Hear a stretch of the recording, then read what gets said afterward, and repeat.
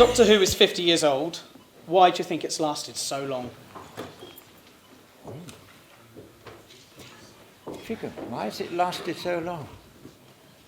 Well, that's because we gave it a good start. What a good reply. Excellent. We were asked this yesterday, and all I could come up with, magic. It's magic. I mean, the whole story of it, which I'm very passionate about the whole story of it, because we were there in the beginning, and then there were the dark years when there was no Doctor Who, which you guys kept alive. And without you guys, we wouldn't be sitting here today, and we wouldn't be celebrating in this huge way we're going to this year. It's because of you. So we are grateful to you guys. Yes, indeed. Thank you very much. Bill, it was announced earlier this week that David Bradley has been cast to play William Hartnell in the docudrama written by Mark Gatiss. Well, I was delighted to hear that. Do you know who's playing you? Yes, but I can't tell you.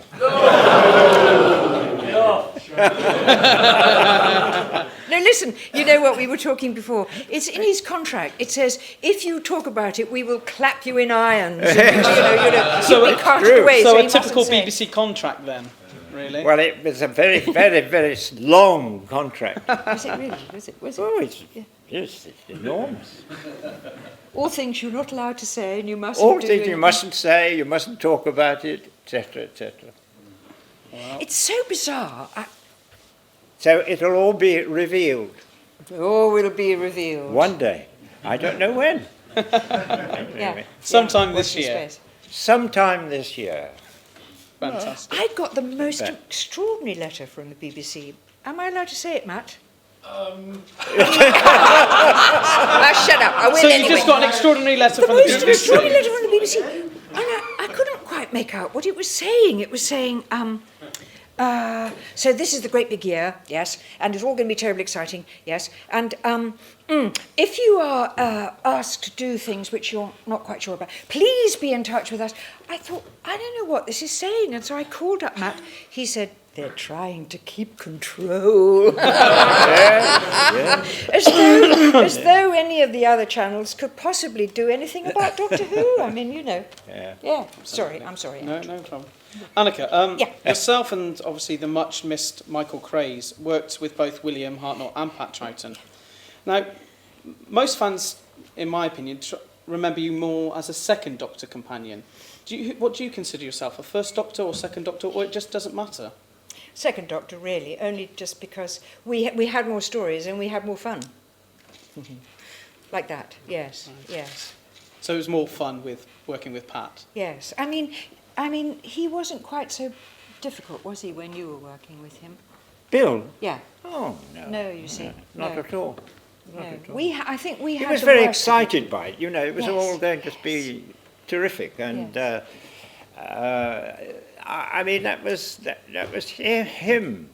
And so all these stories about him not knowing the lines and all that sort of thing that came out afterwards, I had no experience of that whatsoever.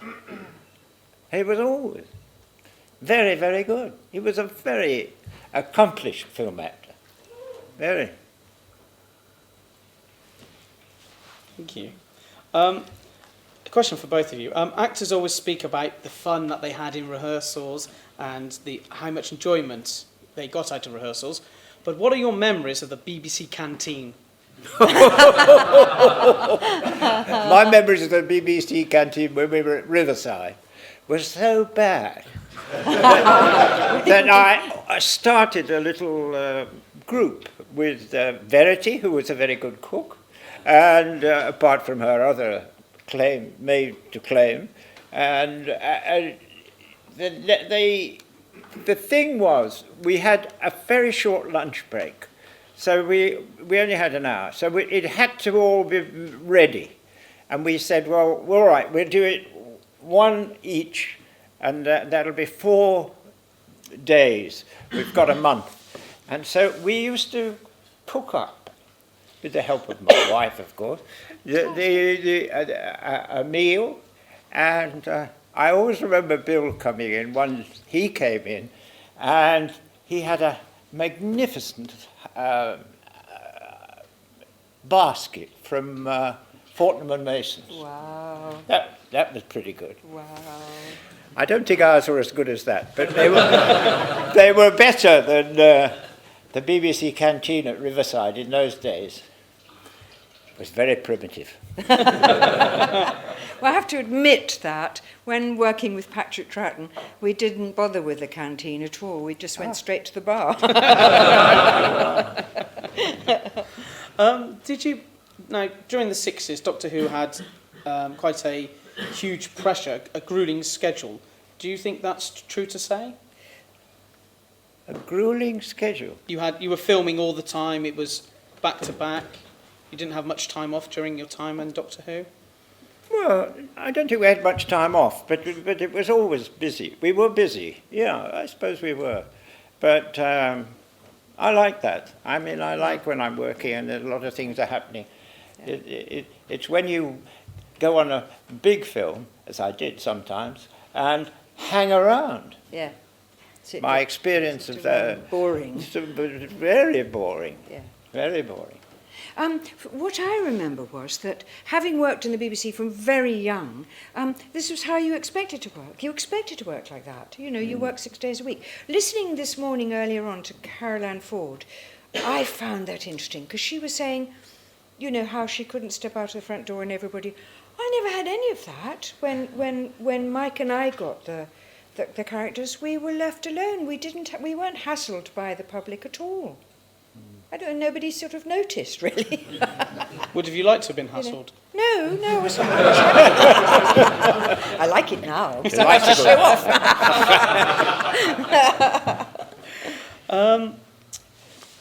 What are your lasting memories of... Turn it off. I'm the lady who sits in the quiet coach in the train saying, like the head prefect, switch your mobile off. Yeah. What are your lasting memories of Bill Hartnell, for both of you? Lasting memories? I have memories of him all the time doing these things. And usually very happy memories. I listen in amazement to some people talking about how tough he was and how tough...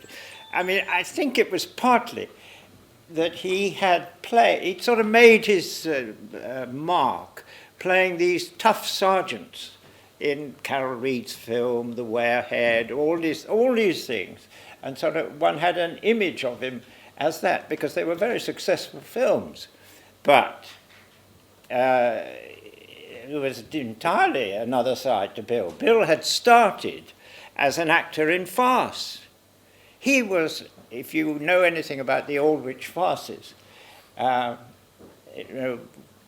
Lynn and Tom Walls, Robertson Hare, Bill understudied Ralph Lynn. Yes, he understudied him. I mean, he knew so much about comedy. And so it was really strange, in a way, that his fame rested on that grim sergeant. And he could turn that on like that. Very good.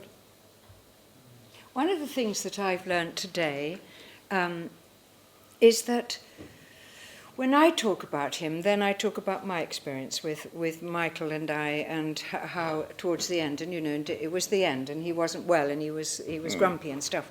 And then talking with Jessica, I can't wait to get her book, which I never read, because there's what I realised today is there's a whole nother aspect to Bill, which I never knew. Oh, yeah. And I now want to go back and read about his extraordinary childhood and how he came into acting. And so yes, so I'm going to hold back talking about Bill Hartnell until I've read this book, because I think there's a whole lot more to him than we know. Oh, there is. And certainly more than I knew. Yes. Yeah. So that's my answer. Okay, thank you. Okay. Now, you're among friends here, and this is a question I asked yesterday. So don't be afraid to answer this. But which monster did scare you the most? So, okay, you can tell us. I can answer that easily. It's the Daleks. I do remember a fight with the Dalek.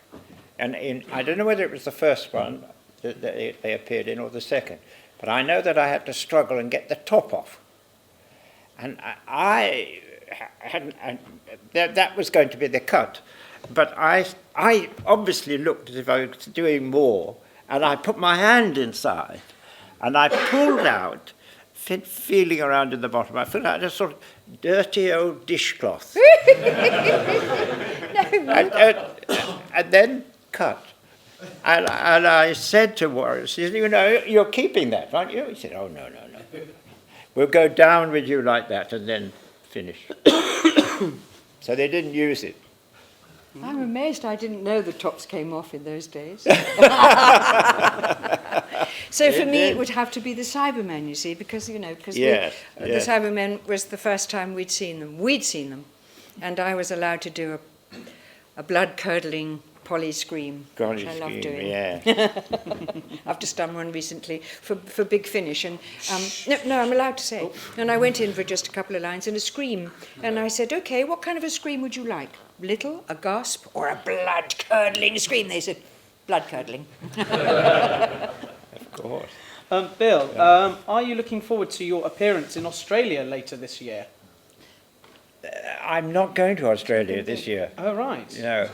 So I'm not looking forward to it. No, later. I'm afraid. Later. No, Maybe later. I'm looking forward to that, but that won't be until 2014. Oh, right. I thought it was this year. Well, I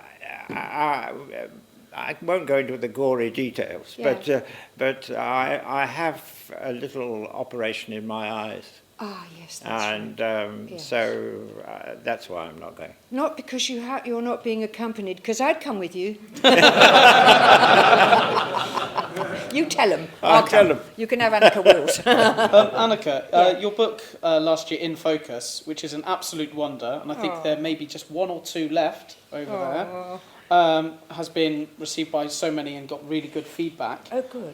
Have you heard this feedback, and are you happy with it? I haven't heard it. You haven't Why heard didn't it? you tell me? No, but we're doing it in paperback, so a cheaper version is coming out with more photos and more fun things in it. Yeah. Fantastic. Yeah. Oh, good. Bill, have you ever considered writing an autobiography about your career? Not really, no.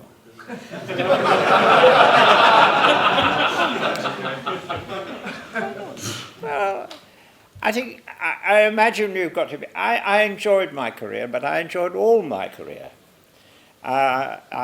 From the moment I became an actor, I was happy. I made a decision which that was what I wanted to do. I didn't want to do anything else. So to remember, I can remember it quite well. And thanks to Doctor Who, I have to look back and see these things and say, oh, yes, I remember him and him and him. So it's very nice. But I'm not a writer. And I think perhaps you have to be a bit of a writer to write your autobiography. Can I tell a story? Can I tell a quick story? Yesterday, Bill and I were sharing a taxi drive to Barking, and because I remembered before and I asked you again, but he has such a memory, so he takes me back to 1951, the New Theatre, Alec Guinness. Yeah. Go on. Well, yes, this was my big break. I was in rep in Oxford, and I got a letter from a friend saying, am doing full quarto of Hamlet with Alec Guinness. Do you want to be in it? Well, you know the answer. Yes, I do want to be in it. So I went down, and I was very excited. I gave in my notice, I retired. I told the landlady, that's it, no more, I'm off to London. And so when I arrived in London, I had to find somewhere to live. So I went to an agency called Sybil Rang and Ap Simon, which was in the High Street in those days of Hampstead. And they gave me some addresses. And I walked down the hill, and of course, I knocked on the doors and went in, and as soon as I said I was an actor, they either shut the door immediately or they said, oh, that's no good. So by the time I got to the bottom in Fellows Road, I was a bit nervous of saying what I was doing. Anyway, the door opened at number 5, and this small lady opened it, and I said, perhaps before I begin, I better tell you I'm an actor. And she said, an actor? I've never had an actor. Come in. The beginning of a beautiful friendship. Went on for a long time. No, but now go on and say, and then the Hamlet, and then... Oh. Because Michael Gough was in this Hamlet. He played Laertes, so that was... That's right, yes, right, he was. Connection there. Yes. But, when I went finally to see Henry Sherrick, who was the impresario who was putting on the play, I said to Frank Hauser, who was directing it, I'll see you there. And he said, yes, you'll see me, I'll be there. And as I went up the stairs of Henry Sherrick's office, rather like these stairs, and he said, I said, there's Frank. I said, here I am. And I was all excited. He said, yes, there's something a bit difficult. I don't think you quite understood my telegram. I said, what do you mean? What's happened? I said, Frank, what's happened? He said, well, you don't have any lines. I said, no lines? Well, we might be able to get one for you. And still stunned, Henry Sherrick opened the door and said, are you coming in? See me. He was putting the thing on. And I was dazed, but I went in, and he offered me £7.10, I think it was. And that was a little more than I was earning at Oxford. So I said, yes, the beginning of the story. And it was such an extraordinary thing to be told. You know, I said, Frank, I've given up my contract. I've given up everything. No I've come here to London to be with you see. But there we are. But can we go on with the story? Yeah, I love it. fine. Because you see, he remembers everything. It's brilliant. So then, the first night, and then the lights. Oh dear. The no. Do no you think sets. I ought to tell them? Yeah. Oh, do, because I think it's really interesting. Well, Guinness was fantastic to watch rehearsing, and it was amazing.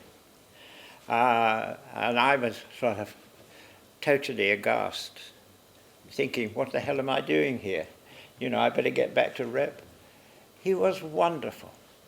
And then came the first night. And we had at that time, this was in those days the new theatre. It's the Noel Coward Theatre that today. The new theatre had just installed a new lighting system. And so most of the action of the play was played on an empty stage with the lights picking out places where the actors would get into. And there wasn't much scenery.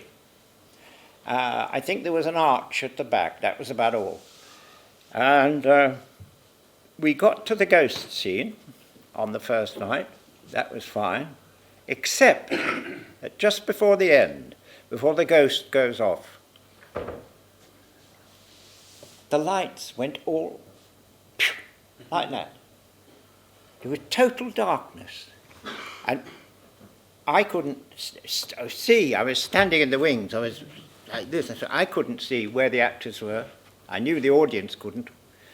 And then it suddenly started to change. And what had happened was the young man operating the lights thought if he pressed that button, it would just go back and then he would get back to the start again. Instead of that, it went through the whole play. And lights came up all over the place. And you can imagine the effect on the poor actors. Yes. You know, Alec would just get into a light and it would fade. And what happened was everybody was laughing. Well, everybody was laughing, like you're laughing now. Yes, it was a complete disaster. Disaster. Oh, terrible. And then Terrible. tell a bit about, because I found it so I'm very interesting. good at interviewing people. No, you don't want to tell that story. Go on, tell about what he did then.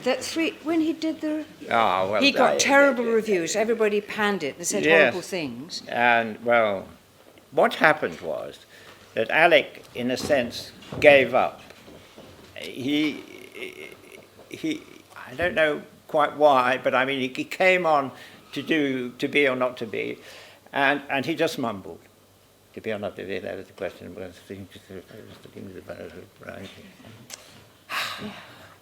Everybody gasped, and he tore through every speech. And so there wasn't very much applause when we ended. But the second night, Henry Sherrick filled the theatre with friends, and so they made sure their lighting system worked. And it did, and he gave a wonderful performance. And there was a lot of applause. And Alex stepped forward and said, "Thank you very much, ladies and gentlemen. You have just seen the worst Hamlet that Mr. Beverly Baxter has ever seen. The most terrible performance." And he recited bad notice after bad notice. He was so hurt. Yes. It was awful, and we didn't know what to do. And you were all standing on We the were all stage dying standing. a death. We were just standing there. Yeah. Yes. But it was a strange disaster. And the only critic who came back was a critic called Harold Hobson, who used to write for the Sunday Times. And he came back and gave us a good notice. But it was too late. We were off in 6 weeks. And I wasn't out of a job. I think you should write your book. Yeah.